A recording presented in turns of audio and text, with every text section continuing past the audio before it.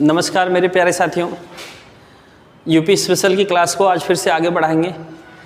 आज UP special की चौथी क्लास, और इससे पहले हमने 3 क्लास को डिस्कस किया, 3 लेक्चर हमने कंप्लीट किया। वो काफ़ी अच्छा लोगों का फीडबैक रहा, लोगों को अच्छा खासा समझ में भी आ रहा है। और आज हम चौथा लेक्चर को क्या करेंगे, कंप्लीट करेंगे। चौथा लेक्चर है हमारा उत्तर प्रदेश का भौतिक विभाजन। तो आज की भी क्लास आपको मज़ेदार तरीके से समझ में आएगी। और एक बार क्या करिएगा, इसको पूरा वीडियो अच्छे से देखिएगा। तो आइए आज की क्लास को शुरू करते हैं।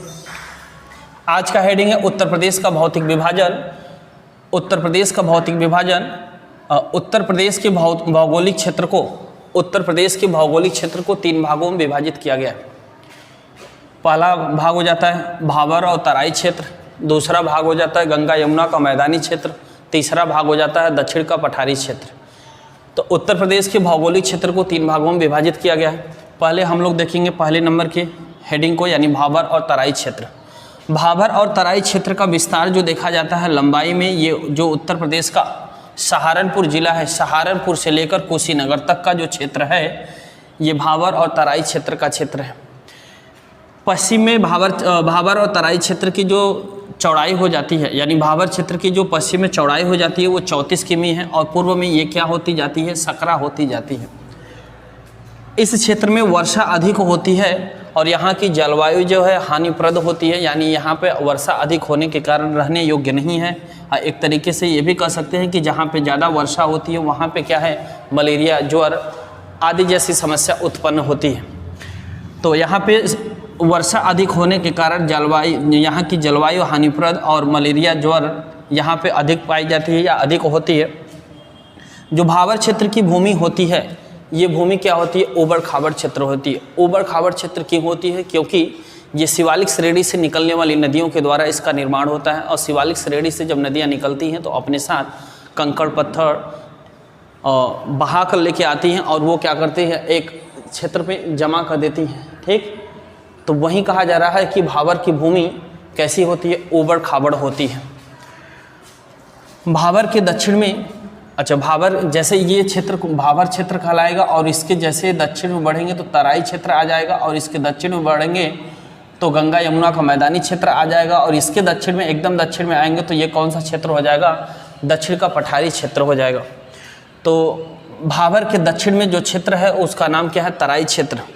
तराई क्षेत्र उत्तर पश्चिम में सहारनपुर जिले से लेकर पूर्व में देवरिया जिले तक स्थित है, यानी सहारनपुर उत्तर पश्चिम में सहारनपुर जिले से लेकर पूर्व में देवरिया जिले तक विस्तृत क्षेत्र को तराई क्षेत्र कहा जाता है। इसकी ये पूर्वी उत्तर प्रदेश में, तराई क्षेत्र की पूर्वी उत्तर प्रदेश में जो सीमा, यानी जो इनका दूरी है वो 80 से 90 किलोमीटर है।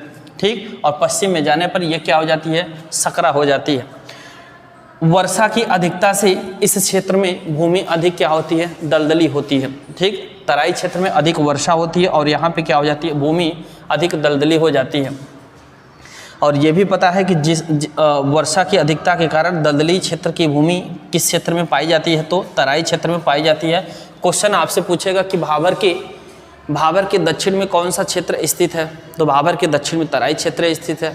तराई के दक्षिण में कौन सा क्षेत्र हो जाएगा, तो गंगा यमुना का मध्य मैदानी क्षेत्र हो जाएगा, और इसके दक्षिण में कौन सा स्थित हो जाएगा, तो दक्षिण का पठारी क्षेत्र हो जाएगा।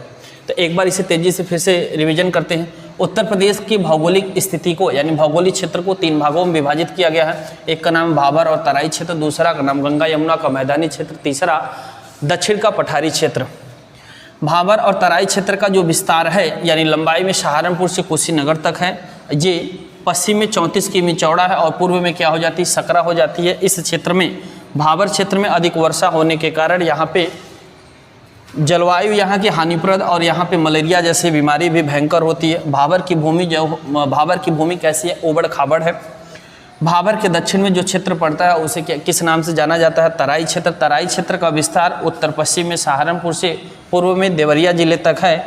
तराई पट्टी की चौड़ाई पूर्वी उत्तर प्रदेश में 80 से 90 किमी तक है, और पश्चिम में ये जाके क्या हो जाती है, सकरा हो जाती है। और तराई क्षेत्र में अधिक वर्षा होने के कारण यहाँ जो भूमि पाई जाती है वो दलदली पाई जाती है। दूसरा हेडिंग देखते हैं, गंगा यमुना का मैदानी क्षेत्र। गंगा यमुना के मैदानी क्षेत्र की मुख्य कृषि क्या हो जाती है? चावल व गन्ना। इस क्षेत्र में दो तरह की भूमि पाई जाती है। गंगा यमुना के मैदानी क्षेत्र में दो तरह की भूमि पाई जाती है। एक भूमि का नाम है खादर और दूसरी भूमि का नाम क्या है? बांगर। खादर वह भूमि होती है जिस क्षेत्र में बाढ़ क्षेत्र के पास की भूमि, यानी किसी बाढ़ क्षेत्र के पास की भूमि को क्या कहते हैं? खादर भूमि कहते हैं। और बांगर भूमि कौन सी हो जाती है? नदियों के बाढ़ क्षेत्र से जो भूमि दूर है। कहने का मतलब जिस क्षेत्र में बाढ़ का पानी चला जाता है उस क्षेत्र को खादर भूमि कहते हैं। जहां बाढ़ का पानी नहीं पहुंच पाता उसे क्या कहते हैं? बांगर भूमि कहते हैं। बीहड़ का निर्माण करने वाली दो नदियां हैं, एक यमुना और एक चंबल। ये दोनों नदियां क्या करती हैं? बीहड़ का निर्माण करती हैं। बीहड़ का मतलब ये होता है जैसे पानी का बहाव होता है, इधर से पानी बह रहा है, इधर से पानी बह रहा है, बीच में जो जमीन उठा हुआ होता है उसी को क्या कहते हैं? बीहड़। तो बीहड़ का निर्माण करने वाली दो नदियां हैं यमुना और चंबल। ये जहाँ पर बीहड़ का निर्माण करती हैं वहाँ की भूमि क्या हो जाती है? अनउपजाऊ हो जाती है, यानी वहाँ पे फसल उगाना मुश्किल हो जाता है, यानी वहाँ पे फसल नहीं उगाया जा सकता। गंगा यमुना मैदानी क्षेत्र को 3 उपभागों में विभाजित किया जाता। गंगा यमुना मैदानी क्षेत्र को 3 उपभागों में विभाजित किया गया। ऊपरी गंगा, मध्य मैदान, पूर्वी मैदान। इस क्षेत्र की औसतम ऊंचाई 80 मीटर से लेकर 250 मीटर तक है। इस क्षेत्र की औसतम ऊंचाई 80 मीटर से लेकर 250 मीटर तक है। इस क्षेत्र का निर्माण गंगा एवं उसकी सहायक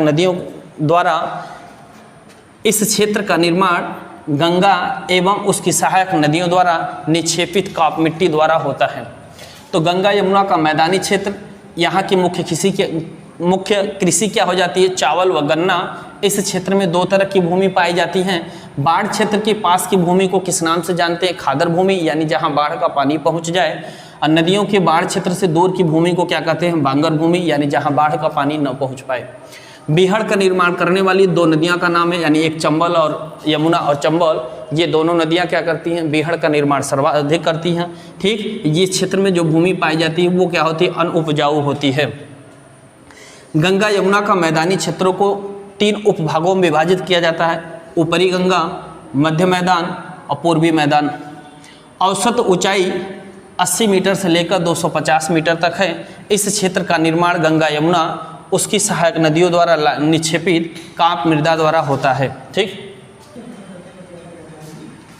दक्षिण का पठारी क्षेत्र, ये तीसरा भाग है दक्षिण का पठारी क्षेत्र। इससे पहले हमने 2 भाग क्या किया? डिस्कस किया।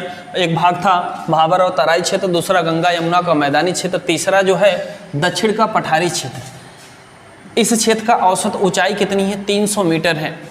इस क्षेत्र की प्रमुख नदियां चंबल, बेतवा, केन, सोन, टोंस आदि। यह पठारी प्रदेश बुंदेलखंड का पठार कहलाता है। इस पठारी क्षेत्र में जो मृदा पाई जाती है वो किस रंग की होती है? तो वो लाल रंग की मृदा पाई जाती है। अधिकांश भूमि, यानी दक्षिण का पठारी क्षेत्र में जो भूमि पाई जाती है वह भूमि अधिकांशतः कृषि योग्य नहीं होती है। कहने का मतलब यह है कि इस क्षेत्र में बहुत कम मात्रा में क्या होती है? कृषि की जाती है। ठीक, यहाँ अधिकांश भूमि कृषि योग्य नहीं है। अगर कृषि करना भी है तो जलाशय का निर्माण करके सिंचाई किया जाता है। ठीक, प्रमुख फसल कौन सी है? यानी जो भूमि यहाँ पे कृषि करने के योग्य है उन भूमि पर कैसी फसल की जाती है? तो वो फसल किया जाता है चना का, अरहर का, सरसों का, ज्वार का और गेहूं का। ठीक, अब बुंदेलखंड पठारी क्षेत्र अधिकांशतः मिर्जापुर जिले में आता है, यानी मिर्जापुर जिले में स्थित है। बुंदेलखंड का पठार नीस चट्टानों द्वारा निर्मित है। ठीक, तो ये तीसरा हेडिंग रहा, यानी कि दक्षिण का पठारी क्षेत्र। औसतम ऊंचाई इसकी कितनी है? 300 मीटर। प्रमुख नदियां जो पाई जाती है चंबल, बेतवा, केन, सोन, टोंस आदि। यह पठारी प्रदेश बुंदेलखंड का पठार कहलाता है। इस पठारी क्षेत्र में लाल रंग की मृदा पाई जाती है। इस पठारी क्षेत्र में लाल रंग की मृदा पाई जाती है। अधिकांश भूमि कृषि योग्य नहीं होती है। ठीक, और जितनी भूमि कृषि योग्य है वहाँ पे जलाशय का निर्माण करके सिंचाई करने के लिए जलाशय का निर्माण किया जाता है। और इस क्षेत्रों में जो फसल उगाई जाती है उसका नाम है चना, अरहर, सरसों, ज्वार और गेहूँ। बुंदेलखंड पठारी क्षेत्र में बुंदेलखंड पठारी क्षेत्र अधिकांशतः मिर्जापुर जिले के अंतर्गत आता है। अब बुंदेलखंड का पठार जो बना है वो नीस के चट्टानों द्वारा बना है। तो मैं उम्मीद करता हूँ आज की क्लास भी आप लोगों को बेहतर लगेगी, और मैं अगला वीडियो इसका फिर अगला